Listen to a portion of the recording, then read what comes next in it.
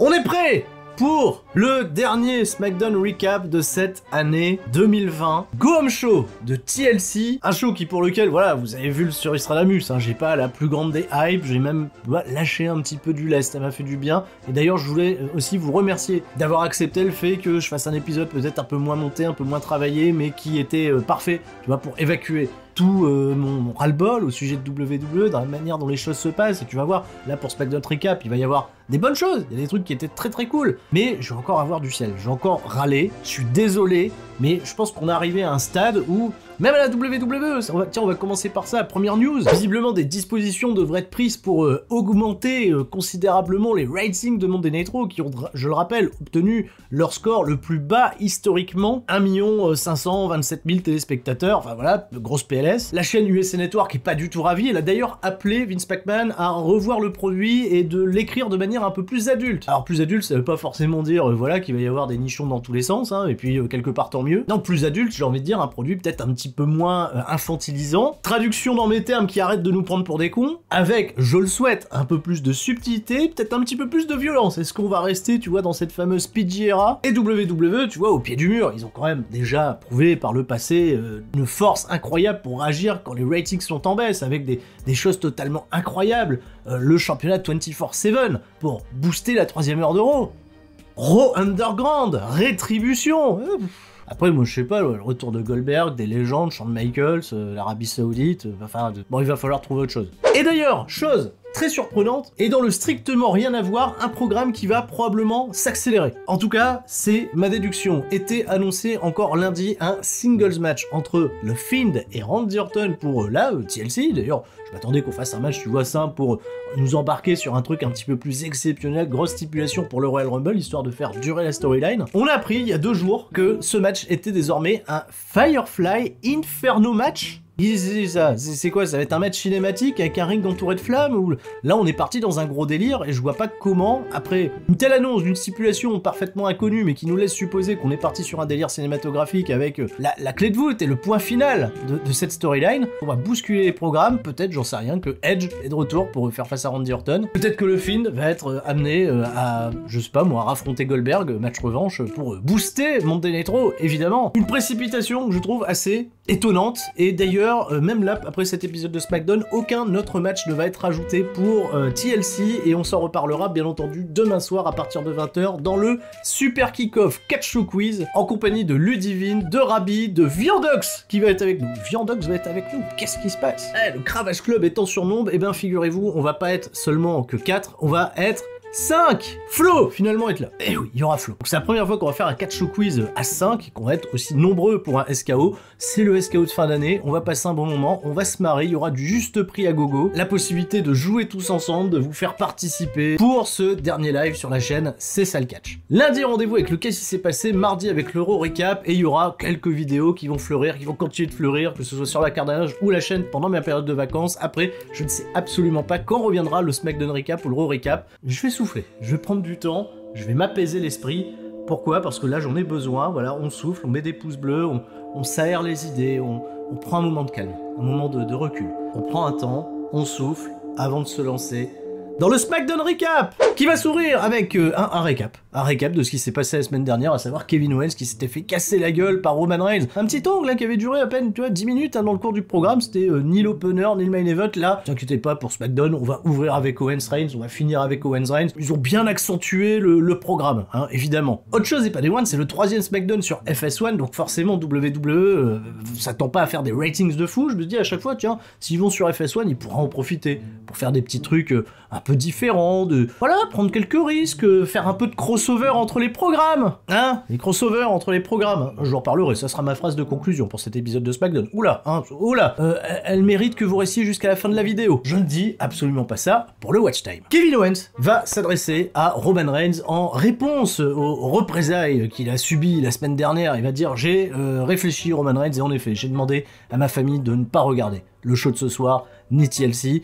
Pas parce que j'ai peur que mes enfants, tu vois, voient leur papa en grosse difficulté face à Roman Reigns. Non, j'ai juste pas envie que ma famille me voit en train de te démolir, parce que je vais devenir incontrôlable, je vais te fumer. Excellente promo de Kevin Owens, avec la delivery, tout ce qui va avec, et c'est par Roman Reigns qui va se pointer, mais Paul Heyman qui va apparaître sur l'écran géant, qui va dire « Attention, Kevin Owens, qu'est-ce que tu fais là, gamin? Qu'est-ce que t'es en train de faire là? Mais détends-toi, tu veux jouer à ce jeu-là? Écoute, Roman Reigns, lui, il se nourrit de ce genre de choses-là parce que Roman Reigns, c'est quelqu'un de sadique. Et Kevin Owens, il a pas le temps d'écouter Paul Heyman, il dit si Roman Reigns se pointe pas, c'est pas grave, je vais aller le chercher moi-même. Kevin Owens, badass. Ils vont à la pub, retour de pub, Adam Pearce, il est à côté de Kevin Owens, il essaye de le raisonner. Fais pas ça, dangereux, ça va mal se passer. Hop, Kevin Owens, il s'en fout, il arrive à la porte, tu vois, du vestiaire de Roman Reigns, et devant la porte du vestiaire de Roman Reigns, il y a une télé. Oui, bah oui, ils ont mis une télé, une petite télé, enfin quand même un grand écran, devant le vestiaire de Roman Reigns, bah pour la simple et bonne raison que comme, comment elle s'appelle, Kayla Braxton, elle est tout le temps en train d'essayer d'aller interviewer Roman Reigns, tu vois, elle attend devant la porte, ils ont mis une petite télé, comme ça elle se détend, elle regarde un petit peu la télé. Bon là, il y a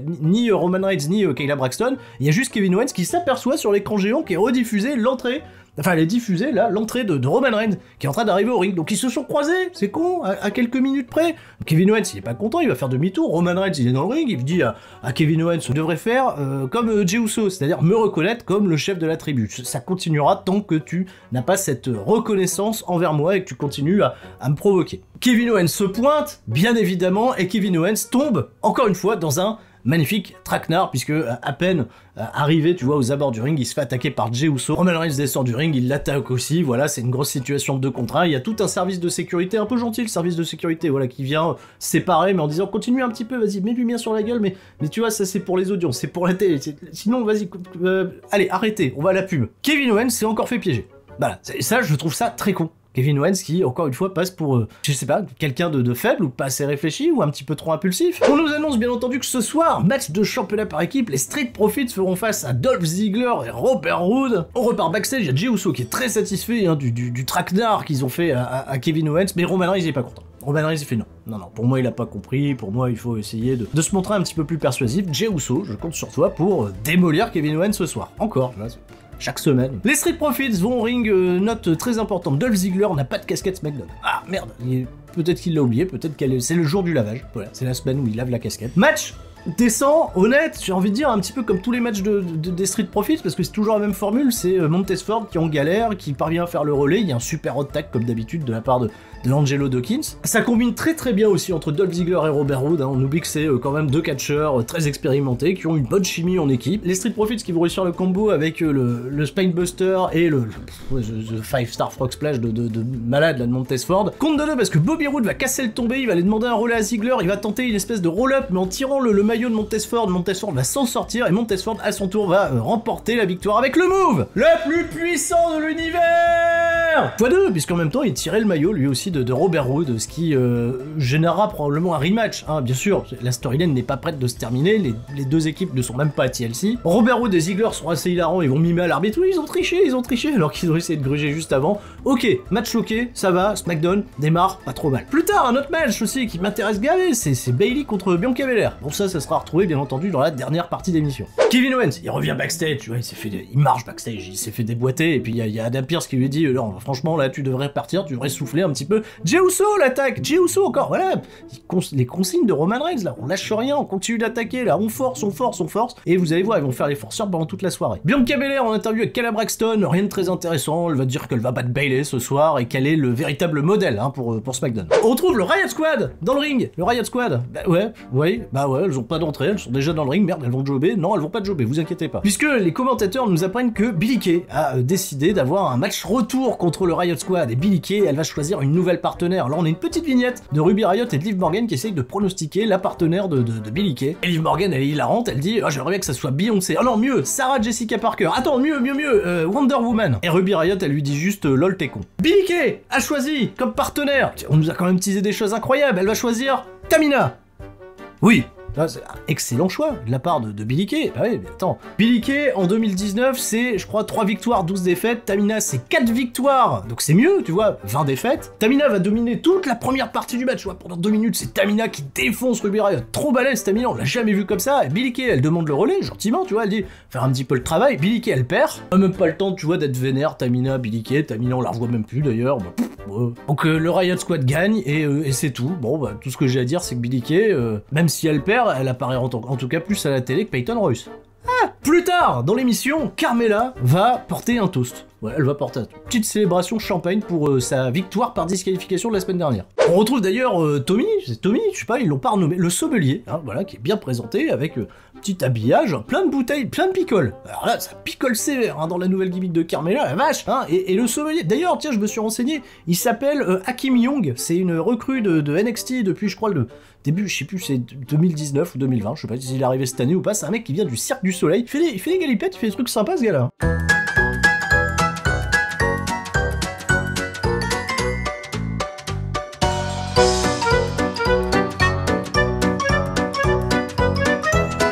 Bon, là, il est cantonné au rôle de second couteau, avec... il a pas de chaussettes, en plus de ça, qu'est-ce qu'on dirait respecter. Carmella, elle fait son entrée, elle a relissé ses cheveux, ça lui va beaucoup mieux. Belle tenue de soirée, voilà, Carmella qui va faire une promo qui est plus que décente. J'ai trouvé que cette promo était efficace, quoique un peu longue, mais... belle promo, belle delivery. Pour narguer encore un petit peu plus Sasha Banks, tu vois, elle va prendre un petit peu de picole, elle va boire, elle va faire « Oh putain, il est un petit peu dépassé, tu vois, ce champagne, un petit peu comme le règne de Sasha Banks. » Musique de Sasha Banks, le sommelier, il descend, tu vois, sur la rampe d'entrée, il dit « Ouais, elle va arriver par l'entrée. » Bah non, elle est arrivée par derrière, elle attaque Carmella, elle va mettre une grosse baigne également au sommelier, parce que voilà, elle va porter son attention sur quelqu'un d'autre, et pendant ce temps-là, situation de 2 contre 1 classique, hein, tu portes ton attention sur quelqu'un qui était, je vais pas dire inoffensif, mais il jouait rien de mal, le sommelier, ce mec sympa, tu vois. Bim, deuxième bouteille de champagne sur le dos, la pété, éclatée de la part de Carmella sur Sasha Banks. Ok, j'ai dit du bien, tu vois, de Carmella pendant cette promo. Le programme m'intéresse toujours pas. Non, mais c'est un copier-coller de la semaine dernière, encore une fois, la bouteille de flotte, tout ça, et des programmes qui...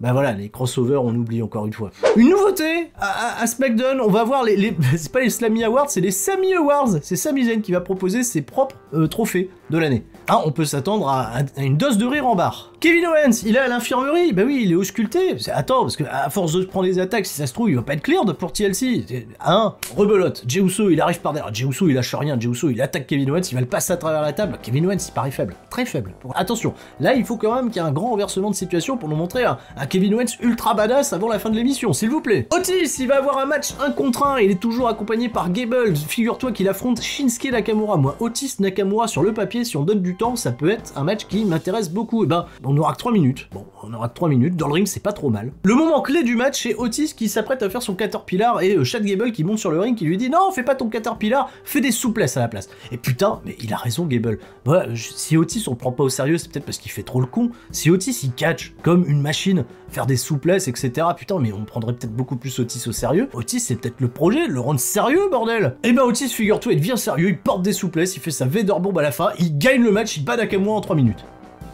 Ah là, c'est pas une blague. Voilà. Bon, Nakamura, en même temps, voilà, est-ce que ça étonne quelqu'un? Bien, il y a Sami Zayn qui s'apprête à faire les Sami Awards, et il est tout content pour les Sami Awards. Il a préparé, tu vois, alors, c'est des figurines de Sami Zayn qu'ils ont posées, tu sais, qu'ils ont peint en doré, et qu'ils ont posé sur des conserves qu'ils ont peint en noir. Il y a un mec qui a dû faire ça, tu vois, il a dû se faire chier toute l'après-midi à foutre de la peinture dorée sur des figurines, et Sami Zayn, il est content, et quand Sami Zayn dit, mais attends, t'es pas prêt, je sais plus, il doit aller faire une connerie, tu vois, dans le camion, il y a Biggie qui arrive. Biggie, il a mis une petite chemise, un petit nœud pape rouge, on dirait Bob Backlund, mais pas pareil, hein, parce que c'est Biggie. Et il a un rire, tu sais, il veut faire une blague, il veut changer des enveloppes, tu vois, pour les récompenses, et puis il fait tu es là. Personne rigole comme ça, enfin, mais c'est très flippant, faut arrêter. Chad Gable, backstage, il félicite Otis. Bah oui, il a gagné. Mais il lui dit, quand je t'ai demandé de pas faire le Caterpillar, fallait encore comprendre là une leçon. N'écoute pas ce que je dis, mais plutôt ce que j'essaye de te faire comprendre. Means, tu vois, c'est not say but means. Et il comprend rien, Otis, c'est erreur 404 là. Il a gagné, on s'en fout, tu vois. Si encore il avait pas gagné le match, ça aurait du sens, mais ça a pas de sens. Qu'est-ce qu'il raconte, Chad Gable? Personne comprend. Qu'est-ce que c'est que ce programme? Les Sami Awards! Sami Zayn qui est très content de faire régner une certaine justice à la WWE, comme il est pas promu, qu'on lui a fait... T'as vu, ils lui ont fait vraiment le t-shirt, hein. Le t-shirt, il est sur le shop, 30 balles pour ça. Un mec qui décide, tu vois, hein, et ben, Sami Zayn, donc il est là, Sami Awards. Il va s'attribuer, bien entendu, hein, le comeback de l'année. Comeback de l'année pour Sami Zayn est très marquant. Il va s'attribuer également le match de l'année, qui pourrait être le match de l'année, parce que c'était vraiment pas déconnant, la victoire de Sami Zayn sur Jeff Hardy et Jay Styles, le match de l'échelle à Clash of Champions. Et quand vient le moment de s'attribuer la récompense du catcheur de l'année, eh ben oui, Biggie, il a inversé, tu vois, les trucs. Donc il ouvre l'enveloppe et il dit Biggie. Merde, c'est pas dans le script ça, c'est parce qu'il avait prévu. Et Biggie trop fort, parce qu'il a pas juste échangé, tu vois, les enveloppes. Biggie, il a également prévenu les mecs, tu vois, à la régie, il a fait le petit montage Photoshop et là, visuel, Biggie, superstar de l'année, Biggie qui se pointe, qui prend sa récompense, Sami Zayn qui est pas content, Biggie qui attaque Sami Zayn, et ça mènera pas à un match à TLC. Bah non, bah regardez ça pour les ratings, évidemment, Sami Zayn contre Biggie. Bayley, en interview avec Kelly Braxton, elle répond à Bianca Belair. Voilà, c'est tout. Voilà, je dis bah non, je vais la battre. Bon. Bianca Belair contre Bayley, j'ai trouvé le match très cool dans le ring, ils leur ont donné du temps, 10 minutes, c'est très chouette, il y a une chimie très intéressante. Bon, Bianca Belair par contre ils l'ont vraiment trademarqué comme la ricochet des meufs, hein. Il faut qu'elle fasse des saltos pour tout et aucune raison. Elle va tenter à la fin du match une espèce de powerbomb, Bayley va lui mettre les doigts dans les yeux, elle va réussir à en profiter pour porter son finish, remporter la victoire. Victoire de Bayley, bon pas clean forcément, ce qui amènera un rematch. Bayley avait peut-être besoin d'une victoire parce que ça faisait quand même quelques semaines qu'elle perdait comme ça sans aucun intérêt contre Natalya. Bianca Belair, c'est aussi con parce que de ce fait elle met fin à une grosse série d'invincibilité. On peut juste se douter qu'il y aura un rematch à SmackDown et que après ce rematch, vu que Bianca Belair va le gagner, il y aura un autre rematch où elles s'affronteront pour la belle. C'est le programme en attendant que Sasha Banks et Carmella, elles aient fini, tu vois, de se foutre sur la gueule pour pas grand chose. Allez, dernier moment, le main event, enfin le main event, c'est même un angle, tu vois, c'est Roman Reigns, Jey Uso et Paul Heyman qui viennent au ring, qui veulent encore une fois s'adresser à Kevin Owens en espérant qu'il ait bien retenu la leçon. D'ailleurs, Roman Reigns s'est dit, putain, c'est quand même dingue quoi. T'as une opportunité de m'affronter, donc quand tu m'affrontes, normalement, tu vois, ça élève ton nom et tu me manques de respect, Kevin Owens. Musique de Kevin Owens. Kevin Owens, il se pointe. Là, il sait que les deux, ils sont dans le ring. Il y a personne qui va faire un traquenard, donc Kevin Owens a 2 contre 1. Tu vois, c'est comme tout à l'heure avec Sasha Banks. Il y arrive un petit peu, puis à un moment, tu vois, on porte trop son attention sur quelqu'un. Il y a un super kick de Jey Uso qui arrive et hop, voilà. Et ben, il se fait casser la gueule. Encore une fois, il va pas passer à travers une table, mais 2 tables. Voilà, 2 fois. Samoan drop, technique Nia Jax à travers la table, trop fort Roman Reigns, là, il a pris cher, Kevin Owens. Il a pris cher. Ils ont été chercher des tables, des échelles, ils lui ont tout foutu sur la gueule. Là, il s'est retrouvé enseveli, le pauvre Kevin Owens. Il pas resté bien fort. Une fois que le boulot il est fait, Roman Reigns, Jey Uso, ils repartent backstage, ils se font interviewer par Kelly Braxton, qui a rien le temps de demander, Kelly Braxton. Rien, parce qu'il y a un écran géant à côté. Mais arrêtez de mettre des télés partout. La télé, ça monopolise l'attention, tu vois, des gens. Moi, je voulais avoir une vraie interview là, avec Kelly Braxton, on l'aura pas, parce que Jey Uso, il voit la télé, Kevin Owens qui est en train de se sortir, tu vois, des tables. Roman Reigns, tu vois, il est pas content. Parce qu'il pensait que Kevin Owens, il allait dormir peut-être toute sa vie sous les tables, qu'il a jamais se lever. Au moment, il en a marre, le mec, il se lève. Il a quand même fait une promo, Kevin Owens, en disant « Je vais tout faire pour prendre ce champion universel, ou je vais mourir en essayant. » Ça, c'est badass. Ça, c'est très cool. Kevin Owens, qui ressort, tu vois, des tables et tout. Par contre, ouais, il s'est quand même fait bolos pendant tout cet épisode de SmackDown, qui se termine ici. D'ailleurs, bon, Roman Reigns, il est piste, mais ça promet quand même du très très lourd pour TLC, entre les deux. Et c'est mon constat, c'est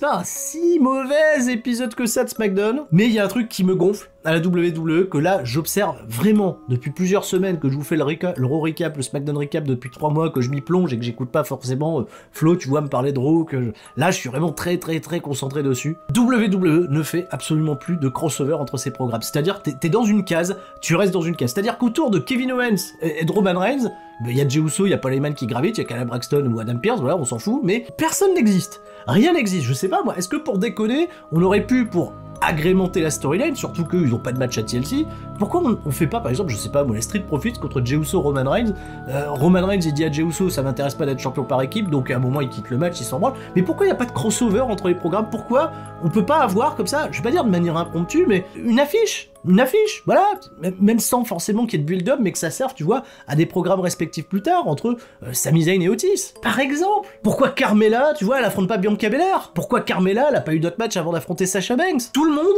est bloqué dans ces programmes, il y a pas de crossover, c'est impossible, les programmes se croisent jamais, moi ça me rend un peu fou, j'ai l'impression de ce fait que tous les shows se ressemblent chaque semaine. Et Quid, encore une fois, des absents. Bon, Lars Sullivan et Aleister Black, j'arrête de faire des blagues, hein, c'est terminé. Baron Corbin, pas là, Baron Corbin, il y a même pas un petit recap, Baron Corbin, je sais pas, un progressive flow, là, avec petite vignette, Baron Corbin et les Forgotten Son of Night of Sidonia, là, il y a personne. Voilà, Rey Mysterio, déjà en vacances, ils font Noël plus vite. Oh, bah écoute, on est paré, hein, le dernier SmackDown avant le fameux pay-per-view de TLC, le gros renouveau très attendu pour WWE. Alors là, ça me tarde. C'est bizarre, mais ça me tarde plus d'être à Raw lundi soir que à TLC dimanche. Alors vous avez de la chance, parce qu'on va couvrir les deux événements. Sur ce, je vous fais des gros bisous à tous et à demain soir, et j'espère très nombreux en live pour le super kick-off. Je vous fais des gros bisous à tous, je vous dis à la prochaine. C'était Sturi, et tout le monde reste fort. Ciao, bye bye.